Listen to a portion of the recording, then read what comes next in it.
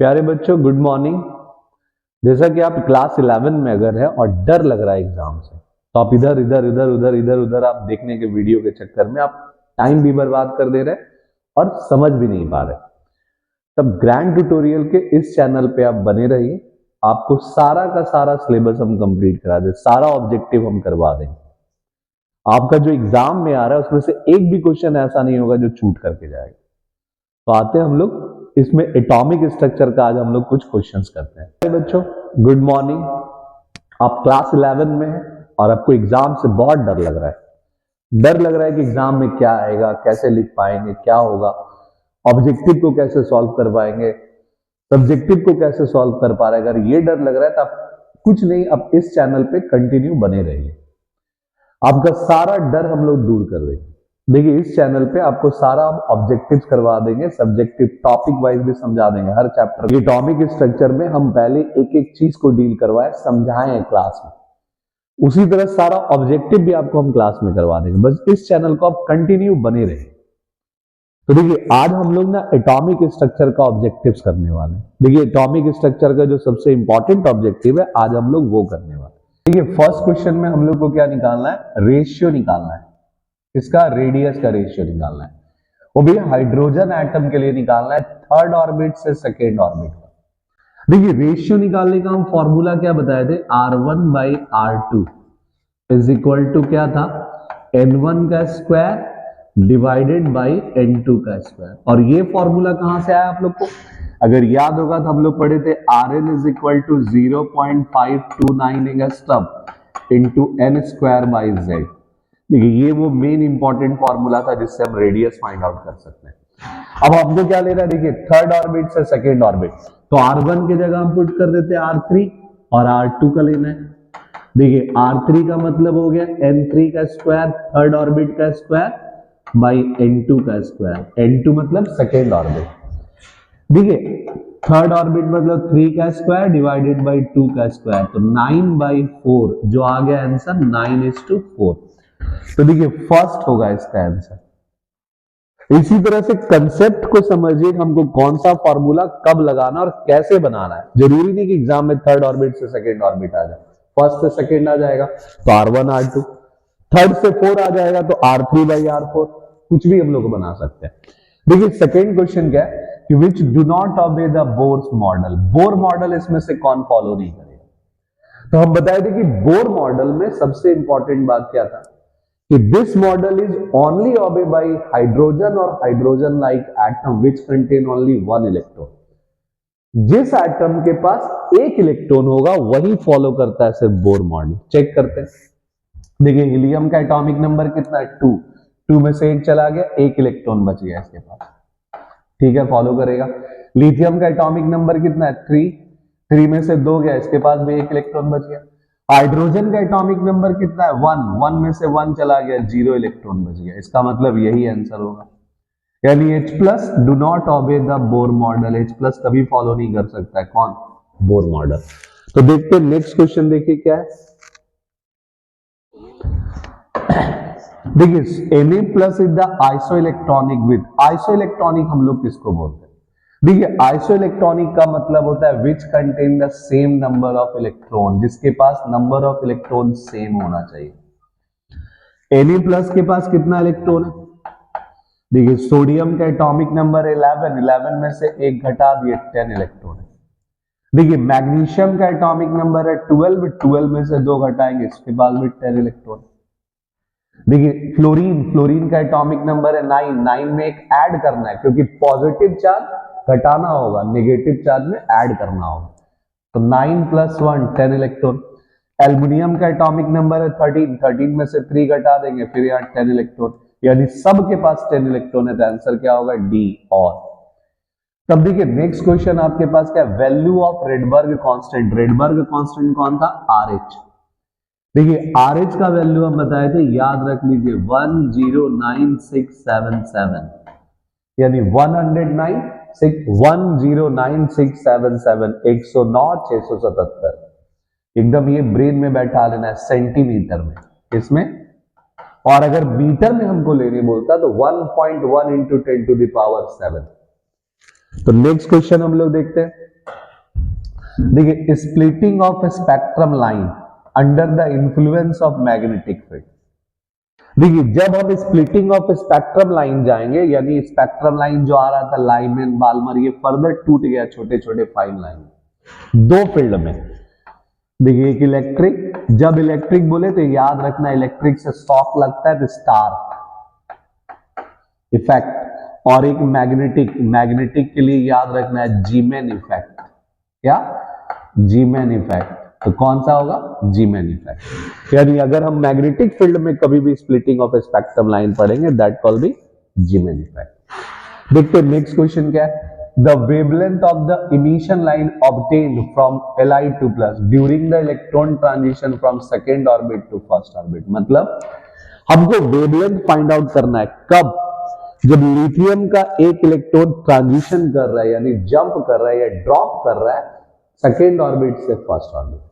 तो याद करिए रिडबर्ग फॉर्मूला हम लोग पढ़े थे, 1/λ is equal to RH, 1/n1 का स्क्वायर माइनस 1/n2 का स्क्वायर इंटू जेड स्क्वायर। देखिए अब इसमें RH दिया है तो R ही रहने देते हैं। N1 क्या दिया हुआ है? N1 हमेशा, N1 याद रखना है छोटा होगा, N2 हमेशा याद रखना है बड़ा होगा। यानी ये 1 का स्क्वायर माइनस 2 का स्क्वायर, और लिथियम का एटॉमिक नंबर कितना है? 3, तो 3 का स्क्वायर। देखिए क्या हो जाएगा, 1/r एलसीएम लेंगे तो आ जाएगा 4, यानी 4 माइनस 1 इंटू 3 का स्क्वायर 9। हम क्या लिख सकते बोलिए, 1/λ इज इक्वल टू r, यहां कितना आ गया 3/9, सॉरी देखिए कितना आ गया 3/4 इंटू 9। हमको निकालना है लेमडा, तो therefore lambda is equal to क्या हो जाएगा बोलिए, लेमडा इज इक्वल टू हो जाएगा बोलिए 4/27, नीचे होगा r, क्या हो जाएगा 4/27 r। देखिए क्रॉस मल्टीप्लीकेशन करेगा, इस पूरे को उठा के ऊपर ले जाएंगे और इस पूरे को उठा के नीचे लाएंगे, तो यहां आ जाएगा 4, ऊपर रह जाएगा, तो यानी 4/27 r। तो ये आंसर हो गया lambda is equal to what, 4/27 r। यही फॉर्मूला से आपको बनाना है। तो नेक्स्ट क्वेश्चन देखते हैं बच्चों। देखिए the energy of a photon is given as delta E, कितना दिया है एनर्जी पर एटम में, 3.03 into 10⁻⁻19 joule.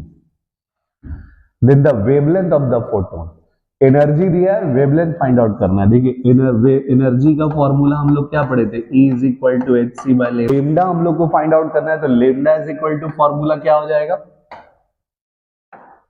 hc by delta E, यही h का वैल्यू 6.626 इंटू 10⁻⁻34।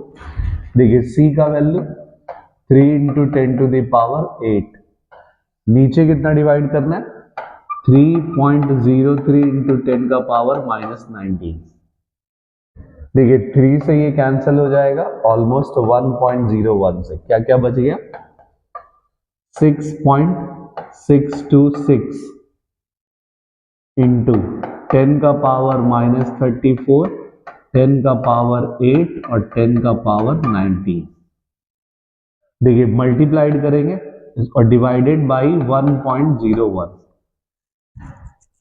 डिवाइड करने से ना ऑलमोस्ट आ जाएगा 6.626 इंटू 10⁻⁻7। देखिए 19 और 8 27 में 34 घटाएंगे -7, जिसको 100 से मल्टीप्लाइड कर देते तो आ जाएगा 656 नैनोमीटर। देखिए अगर हम 100 से मल्टीप्लाइड करेंगे तो ये कितना कन्वर्ट हो जाएगा, 10⁻�9। देखिए यहां दिखा देते हैं 6.56 इंटू 10⁻⁷ इंटू 100/100।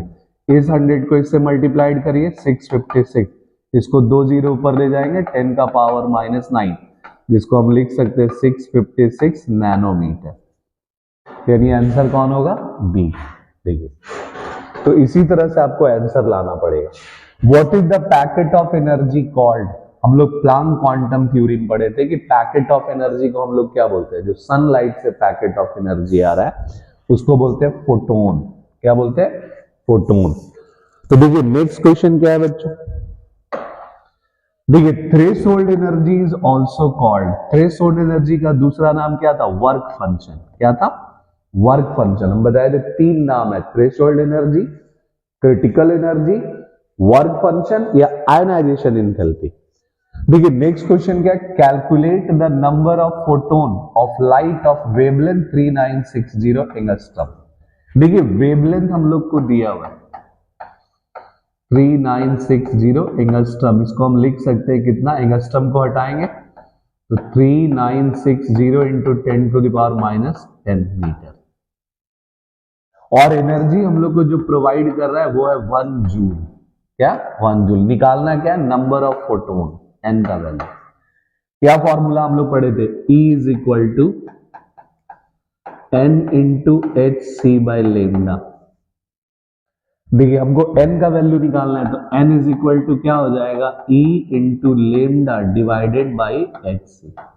देखिए एनर्जी दिया हुआ है 1 जूल, ये कितना दिया है? 3960 इंटू 10⁻⁻10 डिवाइडेड बाई h का वैल्यू 6.626 इंटू 10⁻⁻34, यानी 6.626 इंटू 10⁻⁻34, 3 इंटू 10⁸8। देखिए 3 से ये कैंसिल हो जाएगा, 1320। क्या? 1320। ऐसे 1 इससे अगर इसको हम लोग कैंसिल करना चाहे तो भी कैंसिल हो जाएगा, या पहले 10 का पावर सॉल्व कर लेते हैं। n is equal to 1320 divided by 6.626 into, देखिए 10 का पावर -10, 10 का पावर -8, 10 का पावर 34। देखिए -10 और -8, -18 में 34 घटाएंगे 16, इसको सॉल्व कर लेते हैं।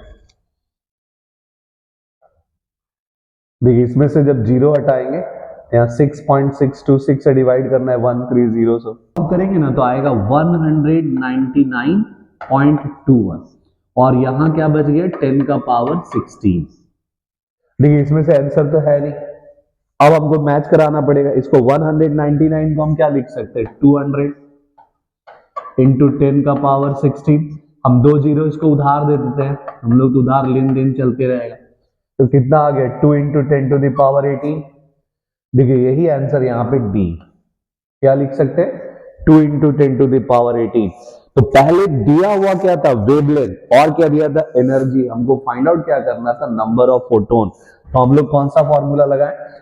E is equal to NhC by lambda. देखिए मेन इंपॉर्टेंट यही है कि कभी भी न्यूमेरिकल बेस्ड क्वेश्चन होगा तो सबसे पहले पहचानना है गिवन क्या क्या है, और जब गिवन आ जाए समझिए आधा पड़ाव पार हो गया। अब कौन सा फॉर्मूला लगाना होगा जो ये सुटेबल आंसर में आ जाए, तो ये कौन सा formula? E is equal to N into HC by lambda. तो देखते हैं नेक्स्ट क्वेश्चन क्या है बच्चों। देखिए हैवीएस्ट पार्टिकल कौन है? Which is the heaviest particle? देखिए सबसे हैवीएस्ट पार्टिकल कौन होता है? न्यूट्रॉन। कौन? याद करिए इलेक्ट्रॉन हल्का पार्टिकल है, प्रोटॉन उससे थोड़ा भारी, मेसोन इलेक्ट्रॉन प्रोटॉन के बीच में आता है। कौन? मेसोन। और सबसे हैवीएस्ट पार्टिकल कौन है? न्यूट्रॉन, जो हाइड्रोजन एटम के लगभग बराबर। तब देखिए नेक्स्ट क्वेश्चन हम लोग के पास क्या है कि अल्फा पार्टिकल इज आइडेंटिकल। जब भी बोले अल्फा याद रखना है He2+। अल्फा का मतलब ही हीलियम के न्यूक्लियस के बराबर होना चाहिए। हीलियम के न्यूक्लियस में 2 प्रोटॉन होता है और अल्फा में भी 2 प्रोटॉन होता है। तो नेक्स्ट क्वेश्चन हम लोग देखते हैं। देखिए रदरफोर्ड जो एक्सपेरिमेंट था वो रिलेटेड था किसका? देखिए रदरफोर्ड एक्सपेरिमेंट का जब भी बात करें तो रदरफोर्ड ना मोस्ट रिलेटेड था न्यूक्लियस। क्या? न्यूक्लियस। तो ये हमेशा याद रखना है कि न्यूक्लियस, बहुत कोई एटम में टिक मार देता है तो वो रॉन्ग है। Rutherford can not explain about the atom, it सबसे पहला डिस्कवरी किया था न्यूक्लियस। क्या था रदरफोर्ड का थ्योरी में कि एटम के सेंटर पे एक छोटा सा पॉजिटिव पार्ट है जिसको हम लोग क्या बोलते हैं? न्यूक्लियस। और इसी न्यूक्लियस में कौन रहता है, प्रोटॉन और न्यूट्रॉन। तो याद रखना है कि न्यूक्लियस। देखिए नेक्स्ट क्वेश्चन क्या है, electromagnetic radiation with the maximum wavelength. देखिए क्या सिखाया, देखिए वेवलेंथ सबसे ज्यादा किसका होगा, जिसका फ्रीक्वेंसी सबसे कम हो। क्या होगा, जिसका फ्रीक्वेंसी सबसे कम। देखिए सबसे पहले कौन था, कॉस्मिक। क्या था, कॉस्मिक। फिर कौन था, गामा। क्या था, गामा। फिर कौन था, एक्सरे। क्या था, एक्सरे। फिर कौन था, अल्ट्रावायलेट। फिर कौन था, विजिबल। कौन था, विजिबल। फिर कौन था, इंफ्रारेड। कौन था, इंफ्रारेड। फिर कौन था, वेव। तब फिर रेडियो वेव।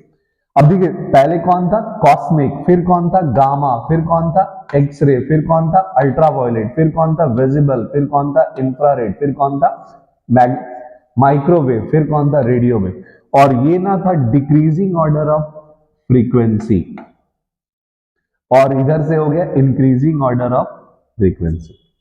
तो जिसका फ्रीक्वेंसी सबसे ज्यादा उसका वेवलेंथ सबसे क्या होगा, कम। और जिसका वेवलेंथ सबसे ज्यादा होता है उसका फ्रीक्वेंसी क्या होता है, कम।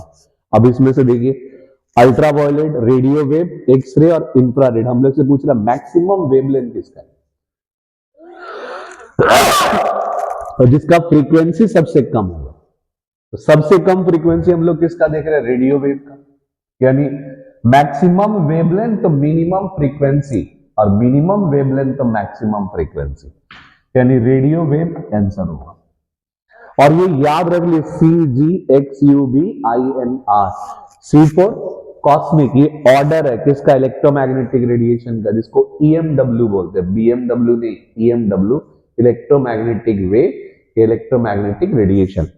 सी मतलब कॉस्मिक, जी मतलब गामा, एक्स मतलब एक्सरे, यू मतलब अल्ट्रावायलेट, वी मतलब विजिबल, आई मतलब इंफ्रारेड, एम मतलब माइक्रोवेव, आर मतलब रेडियो वेव। तो CGXUBIMR, क्या, CGXUBIMR।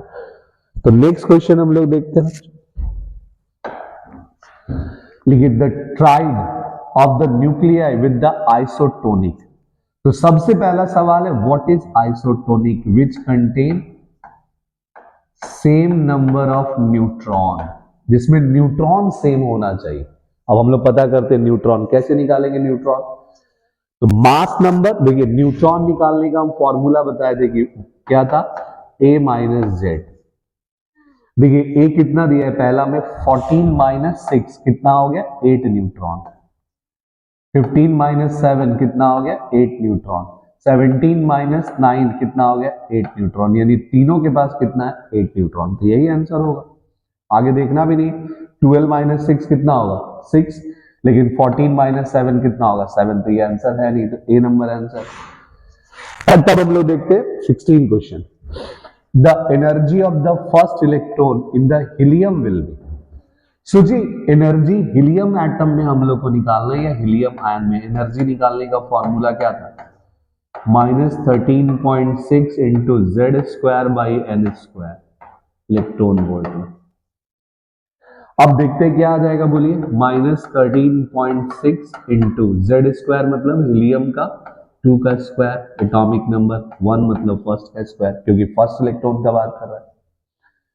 तो हम क्या लिख सकते हैं, बोलिए, -13.6 इंटू 4, जब मल्टीप्लाइड करेंगे तो कितना आ जाएगा, 54.4 माइनस, यानी कौन सा आंसर होगा, 54.4 इलेक्ट्रॉन वोल्ट। तो देखिए इसी तरह से जब जब एनर्जी निकालने बोले तब तब ये फॉर्मूला लगाना है। कौन सा फॉर्मूला है, -13.6 into Z square by N square electron volt. लेकिन अगर यही जूल में होता तो -2.18 इंटू 10 टू द पावर -18। तो नेक्स्ट क्वेश्चन देखते हैं बच्चों हम लोग,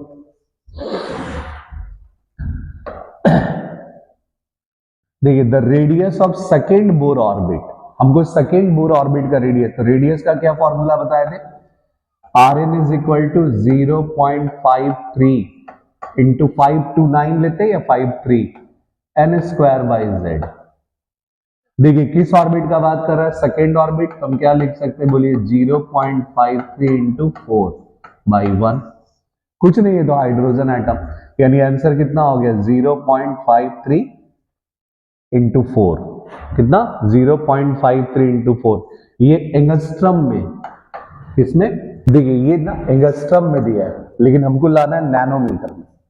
तो नैनोमीटर का मतलब होता है 10 टू द पावर -9, यानी 0.053 इंटू 4 नैनोमीटर। क्या बस एक डिजिट हम लोग आगे बढ़ा दिए और कुछ नहीं किए। देखिए आंसर क्या हो जाएगा, सी। इसी का आंसर क्या है, सी। देखिए नेक्स्ट क्वेश्चन हम लोग के पास क्या है, spectrum of helium He plus is expected to be similar that. He plus का स्पेक्ट्रम किसके इक्वल हो सकता है?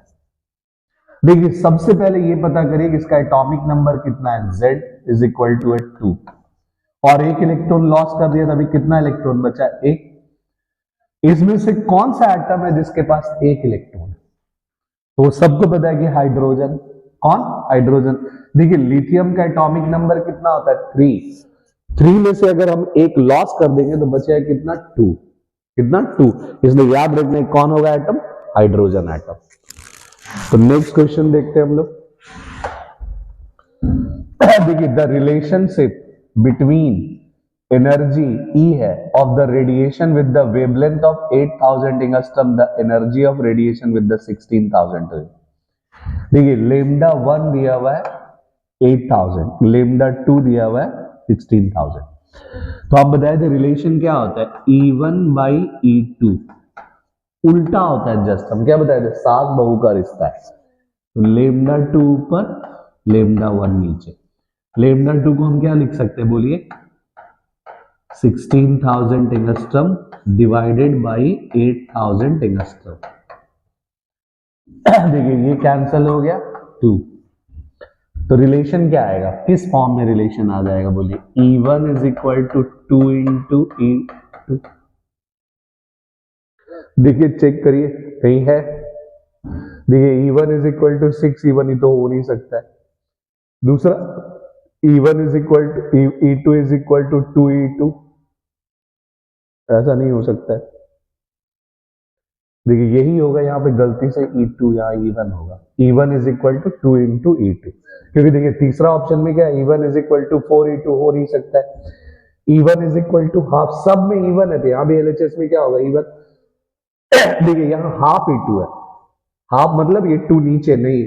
तो याद रखिए जिसका वेवलेंथ ज्यादा होगा उसका एनर्जी कम, और जिसका एनर्जी ज्यादा होगा उसका वेवलेंथ कम। इसका मतलब E1 का एनर्जी ज्यादा, E2 का एनर्जी कम। कितना कम, तो दुगना है ये। तो आंसर कौन होगा, बी। यानी आंसर में रिलेशन क्या आ गया, E1 is equal to 2E2, ये रिलेशन। देखिए नेक्स्ट क्वेश्चन हम लोग के पास क्या है, the frequency of the yellow light of the wavelength दिया है 600 नैनोमीटर, यानी वेवलेंथ दिया है 600 नैनोमीटर, यानी 600 इंटू 10 का पावर -9 मीटर। अब हमको उसका फ्रीक्वेंसी निकालना है, तो हम लोग पढ़े थे nu is equal to C by lambda. C का value 3 into 10 to the power 8, frequency का वैल्यू बोलिए 600 इंटू 10 टू द पावर -9। देखिए ये 2 0 कैंसिल हो जाएगा, बचेगा 6। इसको ऊपर ले जाते हैं, ये कैंसिल हो जाएगा 2, यानी 1/2 इंटू 10 का पावर 6 इंटू 10 का पावर 9। क्या लिख सकते हैं, 1/2 इंटू 10 टू द पावर 15। हम जिसको लिख सकते हैं 0.5 इंटू 10 टू द पावर 15, या 5 into 10 to the power 14 hertz. देखिए 5 into 10 to the power 14 hertz ये नंबर। तो इसी तरह से आपको देखिए फॉर्मूला से बेस्ड करके बनाना पड़ेगा, कि देखना होगा गिवन कौन सा है, कौन सा फॉर्मूला, कौन सा ब्रह्मास्त्र चलाना है, तब जाकर के आप जंग जीत सकते हैं। देखिए नेक्स्ट क्वेश्चन हम लोग के पास क्या है, देखिए if the electron falls from 5th to 4th orbit in hydrogen atom, then the emitted energy, मतलब अगर किसी इलेक्ट्रॉन 5th ऑर्बिट से 4th ऑर्बिट में जंप कर रहा है, एनर्जी कितना इमिट करेगा। तो देखिए डेल्टा ई का फॉर्मूला क्या है, 13.6 1/n1 का स्क्वायर माइनस 1/n2 का स्क्वायर इंटू जेड स्क्वायर। देखिए 13.6 1 बाई कहां से कहां आने बोल रहा है, देखिए n1 हमेशा लोअर ऑर्बिट लेना है, n2 हमेशा 5 हायर, तो 4 स्क्वायर माइनस 5 स्क्वायर इंटू 1 का स्क्वायर। देखिए कितना हो जाएगा 13.6 1 बाई 16 माइनस 1 बाई 25, यानी 13.6 इंटू यहाँ लिख सकते हैं 16 इंटू 25, यहाँ लिख सकते हैं 25 माइनस 16। देखिए इधर ले आते हैं तो डेल्टा ई बराबर कितना आ गया 13.6 इंटू 9 बाई 16 इंटू 25, कितना 16 इंटू 25। देखिए इसको हम लिख सकते हैं 13.6 इंटू 9, इसको लिख दे 4 इंटू 4 इंटू 25, 4 से ही कैंसिल हो जाएगा, 4 3 जा 12, क्या बच जाएगा 3.4। देखिए 25 को 4 से मल्टीप्लाइड करेंगे कितना होगा 100, 100 ऊपर ले चल जाते हैं, यानी 3.4 इंटू 9 इंटू 10 का पावर माइनस 2। अब 3.4 को 9 से मल्टीप्लाइड कर दीजिए, कितना आ जाएगा,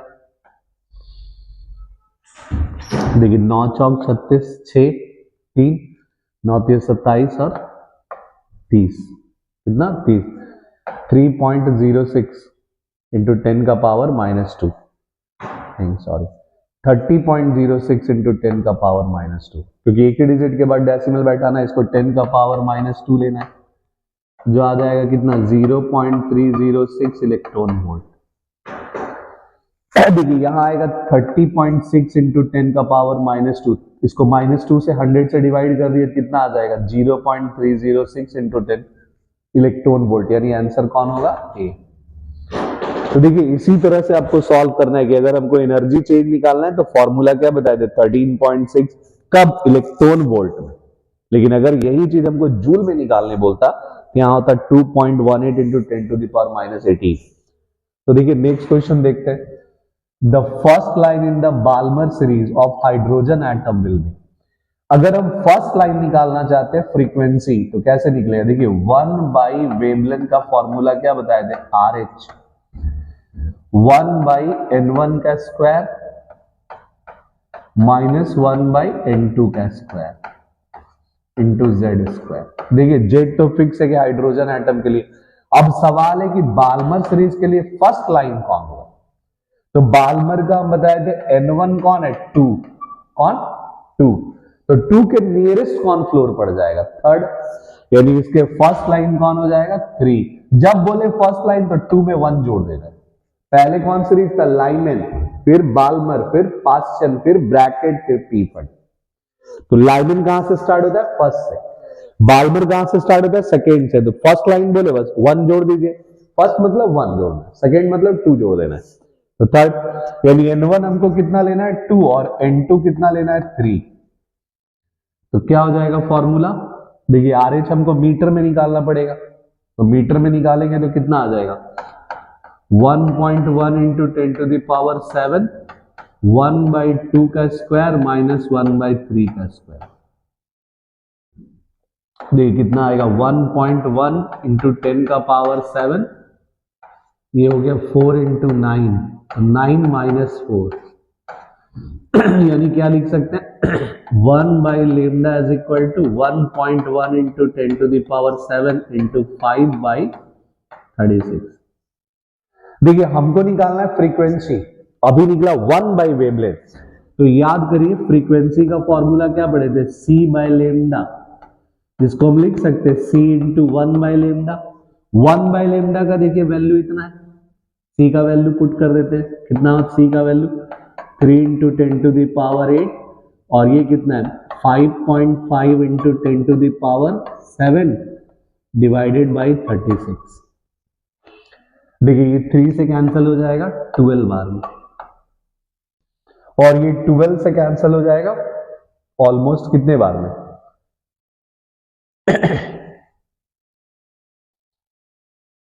4, 12 चौक 48, यानी 4 0.4 समथिंग आएगा 0.457, 0.457। देखिए 10 टू द पावर 7 और 8, 15, 15 में से एक घटा दीजिए 14, यानी आंसर देखिए ये है 4.57 इंटू 10 का पावर 14 आंसर। क्योंकि हम लोग के पास आ रहा है 0.457 इंटू 10 टू द पावर 15, तो एक डिजिट हम इधर बढ़ाते हैं जो आंसर से मैच कर रहा है। कितना? 4.57 इंटू 10 टू द पावर 14। कितना? 4.57 into 10 to the power 14 hertz या पर सेकेंड। तो इसी तरह से देखिए आपको क्वेश्चन बनाना पड़ेगा। तो नेक्स्ट क्वेश्चन हम लोग देखते हैं।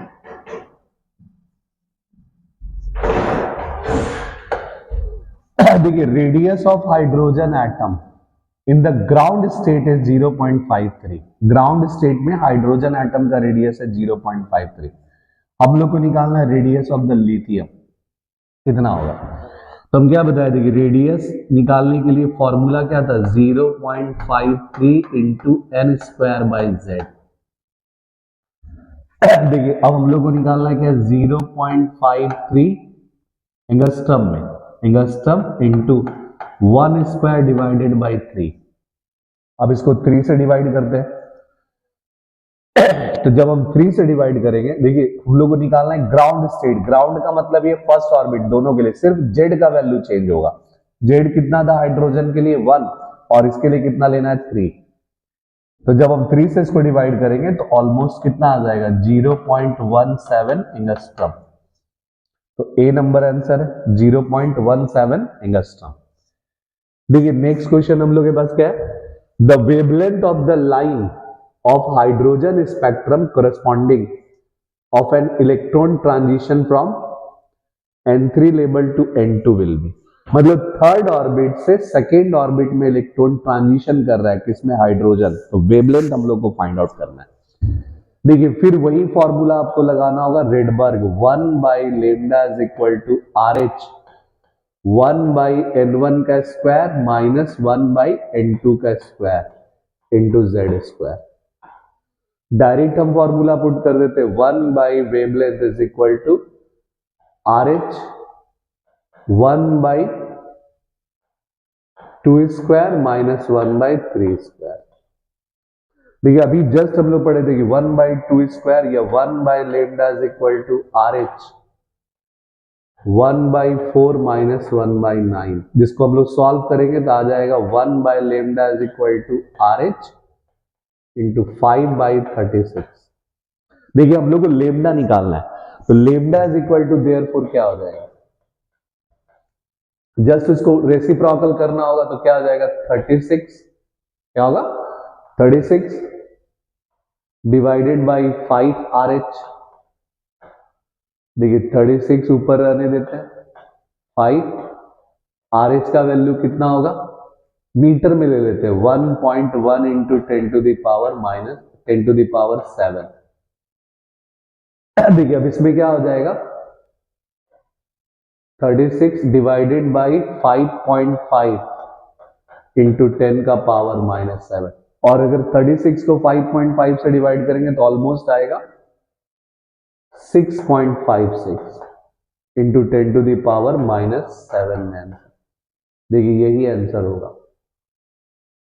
तो बी नंबर मैच कर रहा है। देखिए यहां +7 है -7, ध्यान रखना है इसके लिए। क्यों? क्योंकि देखिए 1 बाय लेमडा का ये फॉर्मूला है, तो जब लेमडा निकालेंगे तो रेसिप्रोकल करना पड़ेगा। रेसिप्रोकल मतलब नीचे वाला ऊपर चला जाएगा, ऊपर वाला सारा नीचे आ जाएगा। नीचे क्या था 36, जो ऊपर चला गया, ऊपर क्या था आर एच, और आर का वैल्यू कितना लेना है 1.1 इंटू 10 टू द पावर 7, किसमें, मीटर में, किसमें, मीटर। तो नेक्स्ट क्वेश्चन देखते हैं हम लोग बच्चों। देखिए the energy of one quantum of A light with the wavelength of 65 angstrom. देखिए हम लोग को निकालना है एक फोटोन का कितना एनर्जी होगा, जबकि वेवलेंथ दिया था। Energy is equal to E into N H C by lambda. देखिए n1 दिया है, h का वैल्यू 6.626 इंटू 10 का power minus 34, light 3 into 10 to the power 8। नीचे क्या दिया है 6500 into 10 to the power minus 10। तो इसको सॉल्व करना है और कुछ भी नहीं। क्या आ जाएगा बोलिए?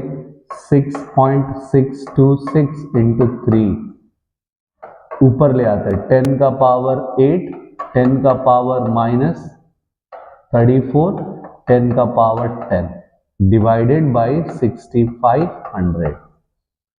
देखिए ये 2 जीरो से इसको कैंसिल कर देते हैं, 6 बचेगा। 6 और 10 16 में से 34 घटा देंगे तो -18, ये तो फिक्स हो गया। इसको इससे मल्टीप्लाइड करते 19.878 डिवाइडेड बाई 65 इंटू 10 का पावर -18। अब इसको इससे डिवाइड करिए, कितना करने से कितना आएगा? 0.3058। ठीक है, 306 ले सकते हैं इंटू 10 का पावर -18, जिसको हम लिख सकते हैं 3.06 इंटू 10 का पावर -19 जूल। देखिए यही आंसर होगा, 3.06 into 10 to the power -19 joule. तो नेक्स्ट क्वेश्चन देखते हैं हम लोग। देखिए the radius of the first Bohr orbit is a0 या अल्फा 0। मान ली फर्स्ट ऑर्बिट का रेडियस हम लोग को दे दिया है अल्फा 0 है,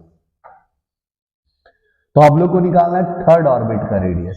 तो हम क्या बताए, देखिए r is equal to r0 into N square by Z. What is n? n is the number of orbit का स्क्वायर कर देना है, मतलब फर्स्ट ऑर्बिट का जो भी रेडियस दिया है उसको 3 का स्क्वायर कर देते हैं, 1 ही लेना है। तो क्या आ जाएगा 9 अल्फा स्क्वायर, यानी आंसर क्या हो जाएगा 9 अल्फा स्क्वायर। यानी जो फर्स्ट ऑर्बिट का रेडियस होगा बस उसमें करना क्या है, जिस ऑर्बिट का बात करेगा उसके स्क्वायर से मल्टीप्लाइड कर देना है। किससे? स्क्वायर से। तो नेक्स्ट क्वेश्चन देखते हैं हम लोग।